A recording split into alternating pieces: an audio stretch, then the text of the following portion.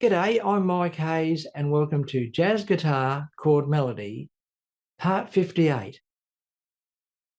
Since learning to play the guitar is an accumulative process, the regular review of the basic fundamentals of music is where we grow as both a musician and a guitarist. In this video, we'll be looking at one of those basic fundamentals of music, the melodic minor scale. You no doubt would have come across the sound of the melodic minor scale in tunes such as Lullaby of Birdland, Autumn Leaves, or even Paul McCartney's Yesterday. If you're studying improvisation, you probably have come across the Lydian dominant scale, which in fact is the fourth mode of the melodic minor scale. Today, we're going to go right back to basics and have a look at the triads that are created from the melodic minor scale. This is both good practice in fretboard knowledge and also in ear training. So I'm sure you'll get a lot out of it.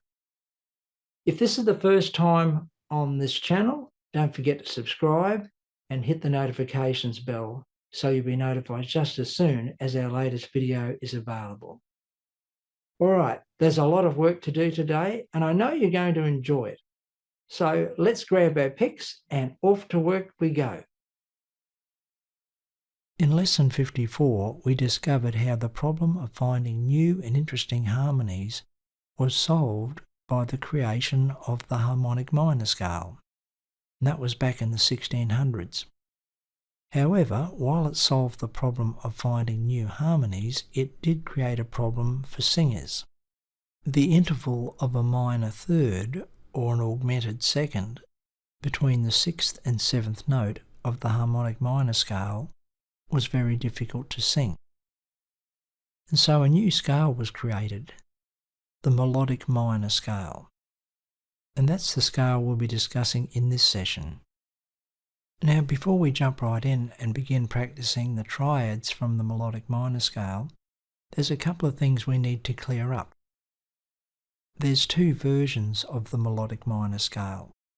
There's the classical version and the jazz version. Let's have a look at the classical melodic minor.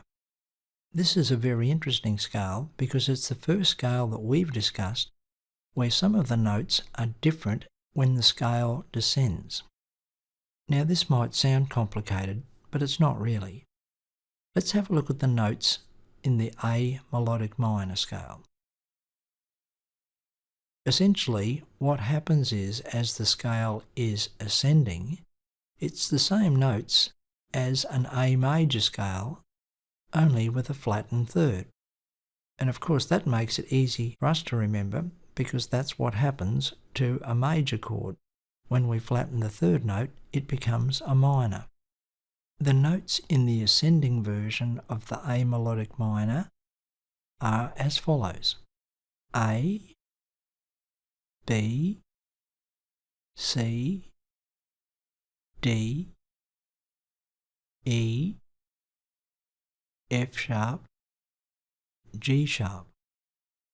The descending version of the A melodic minor uses the same notes as the A natural minor.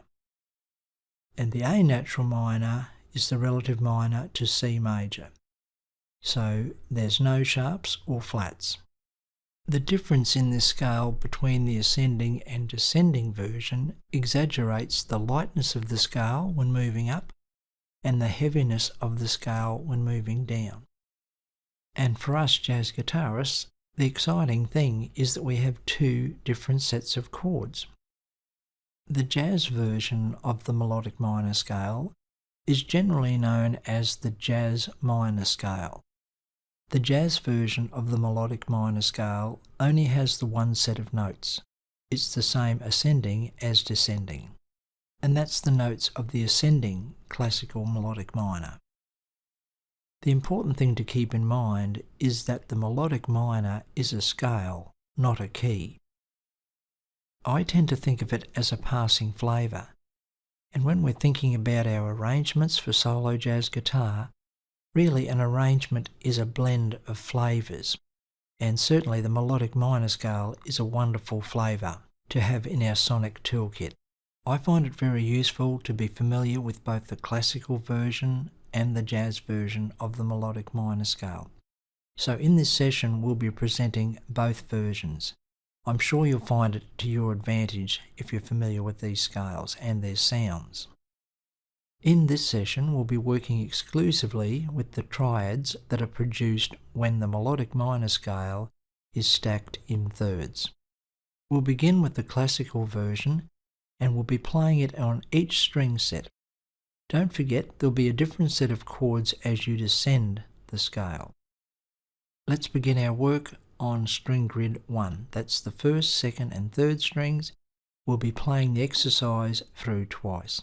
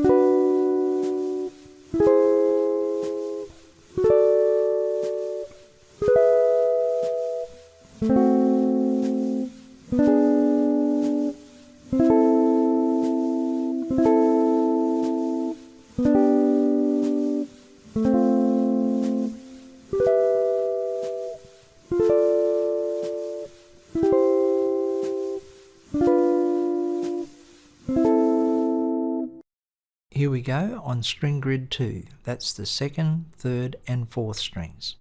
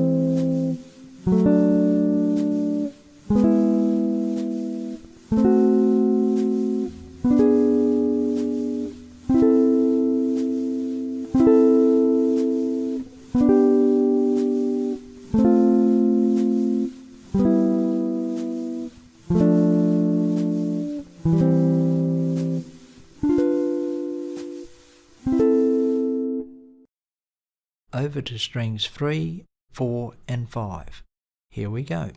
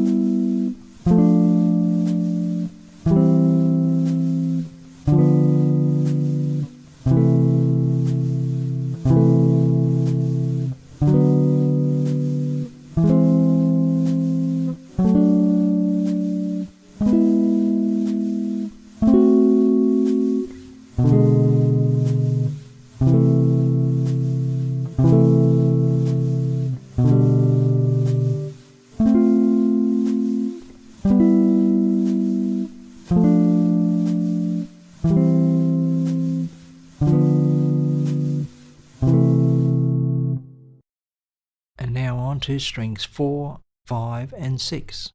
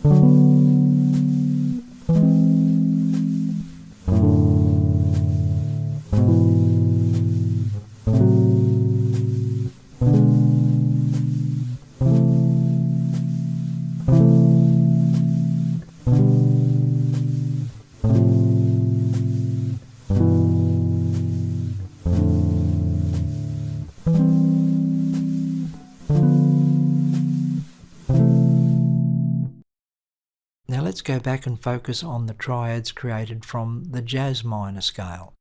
Back to string grid 1, first, second and third strings.